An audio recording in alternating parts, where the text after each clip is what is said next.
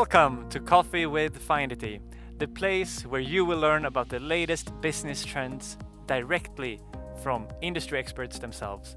My name is Emil Andersson and I'm the head of marketing here at Findity. And today we are going to talk about sustainability and how you actually work with it in your organization. Joining me is none other than the senior manager at BDO, Evelina Fredriksson. Welcome. Hi, thank you. Super nice to have you, Evelina. And senior manager at BDO, very fancy and nice title, but what does it actually mean? What do you do at a daily basis? So I'm part of a group called Sustainability Audit and Advisory Services. And this is a newly established team within BDO, and we focus only on sustainability issues. So we support our clients with their sustainability reporting. We can also do sustainability audits and strategy projects connected to sustainability. Oh, wow, an entire department Yeah. just working with this. Yeah, So then you work with a lot of different clients to help support them, or? Yeah, we work with clients in all industries, and what would be like they all have in common that they actually care about the impact that they are making in the society and on the environment. So those are like highly motivated leaders that really wants to make a difference and be responsible in their way of running their businesses. Wow, that must be really inspirational to really always work with people who wants change and the positive change that comes with sustainability, of course. Yeah, that's true. That's true. That's definitely part of what makes this work so meaningful to me. Yeah, very exciting. And like, I have a question that I always start these episodes with, and if you have watched any of the previous ones, you all know what's coming. But what is the top three things that you would bring with you to a deserted island? Yeah, that's a really difficult one because it feels like it says so much about your character. So I could go into like start listing things, but I would actually like take a different approach on this one. So I would bring my three top strengths, and that's one, gratitude, two, teamwork, and three, creativity. And I think with those three things, I could probably yeah, like spend my time more in a more meaningful way in this deserted island, because I don't really think that I could bring anything that could make me like survive in the jungle or anything. Like I would be kind of like, yeah, screwed from start. Yeah, but that's a very, very good take.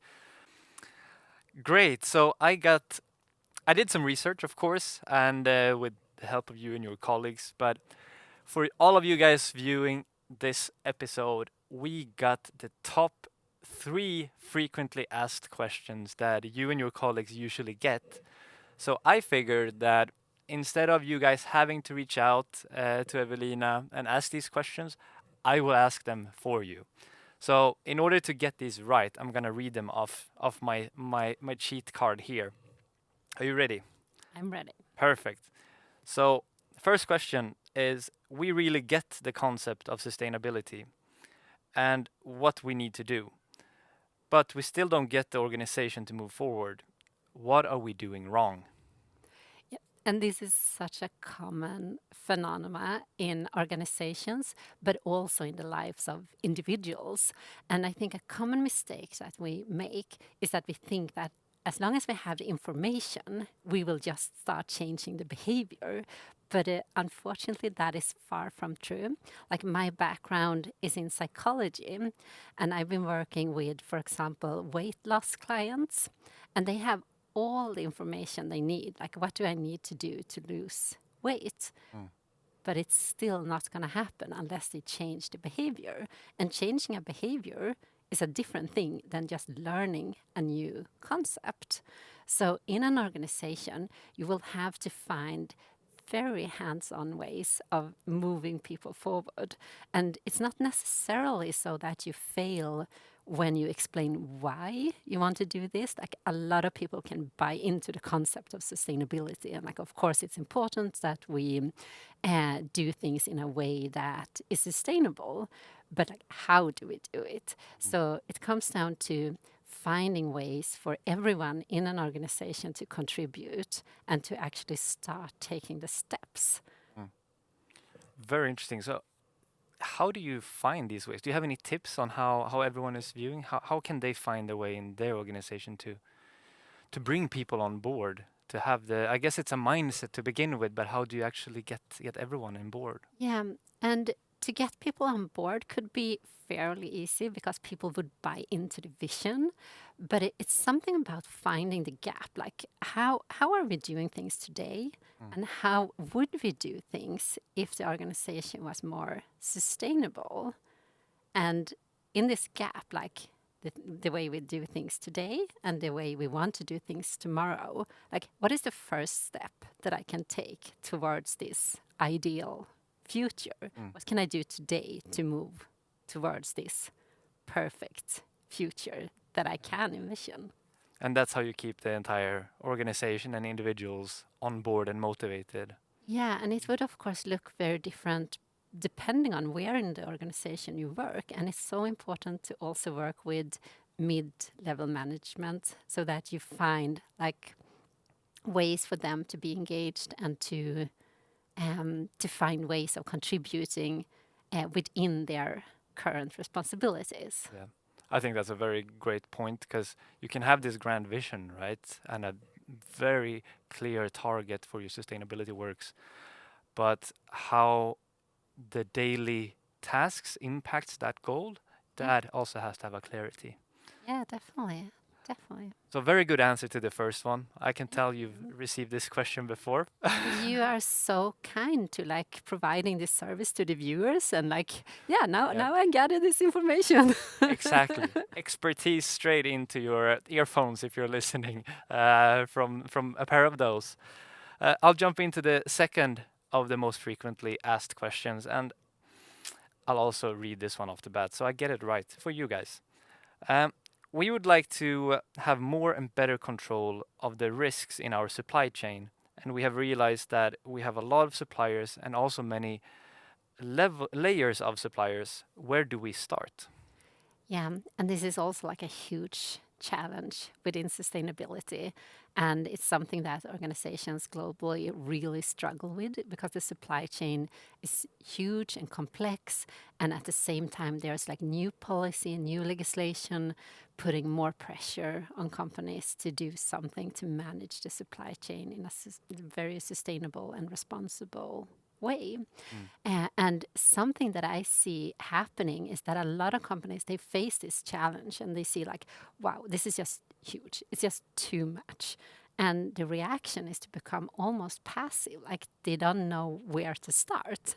And this can, of course, feel overwhelming. But if you do it in a very pragmatic way and you just map out like where is the biggest impact of our operations.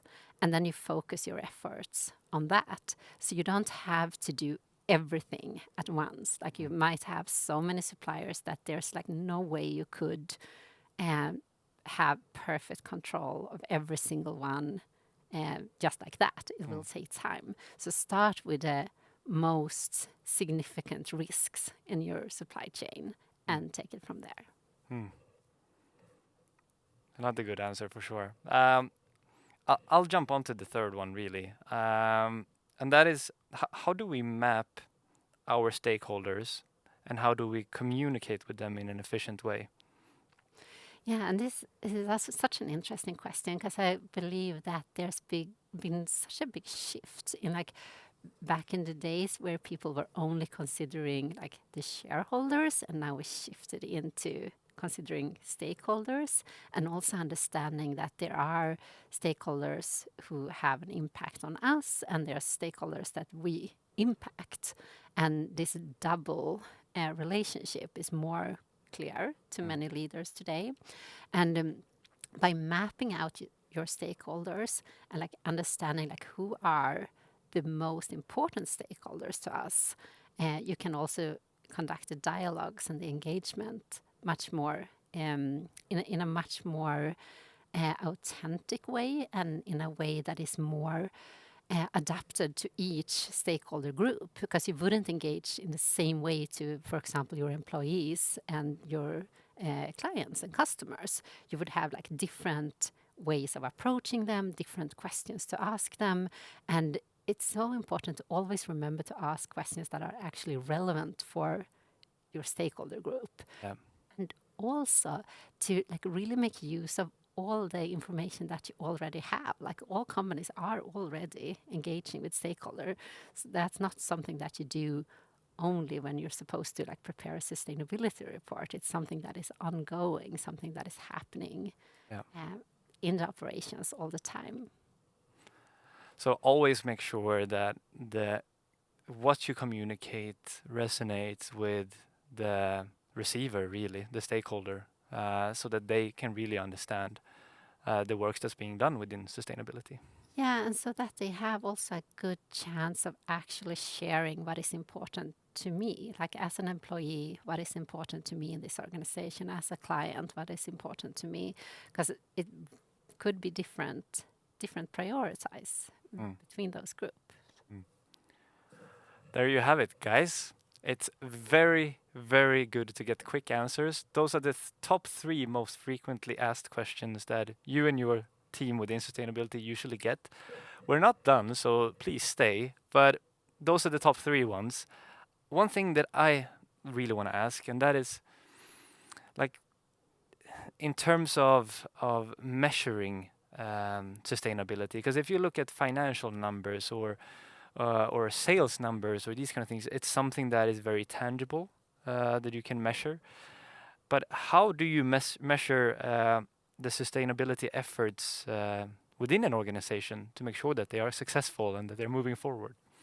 Yeah, so what is important here is to know where do you want to go, like set your targets and be very specific about them, like to do something as simple as using smart goals for everything could be helpful, and also make sure that you have proper KPIs so that you know what you want to measure within each area. And sometimes I think that companies could benefit from thinking through, like, do we have too many KPIs? Do we measure too many different things that doesn't really connect to our vision? Mm. Or do we even measure the wrong things that doesn't really connect to the path that we see forward? And there's a lot of, or like, I guess it's always been a lot of conversation around how difficult it is to measure anything else than numbers. And I'm not sure that's entirely true all the time. Like there's plenty of things that could be pretty straightforward to measure. And a lot of companies are already doing a fantastic job on measuring those things. Mm. Yeah, I think what you said about the uh, choosing how, like, what to measure and what not to measure, and maybe having too many KPIs is a very good point, because you have to understand, like you said, where you're going, and if you measure too many things, not all of these things will connect to where you're actually going, and then you may look at data points or proof points that doesn't really show the results that you're looking for.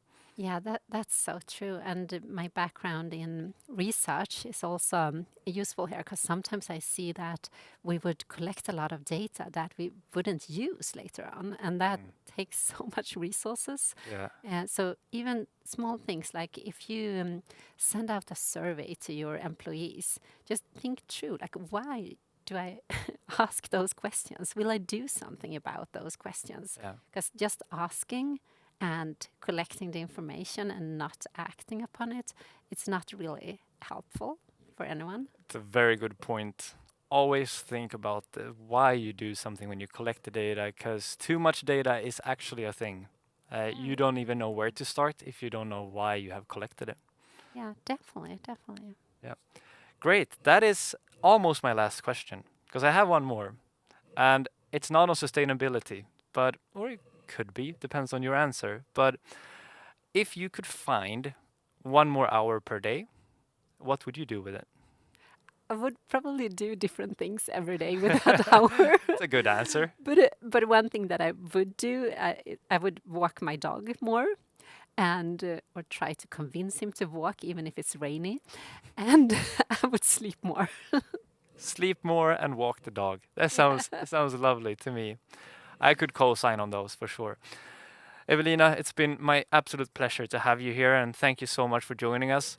And for all of you guys watching, I hope you feel like you got a lot of extra information. You got those top 3 frequently asked questions that BDO gets about sustainability. So I hope you feel encouraged in your sustainability work moving forward. Thank you all for watching. Until next time. Bye bye.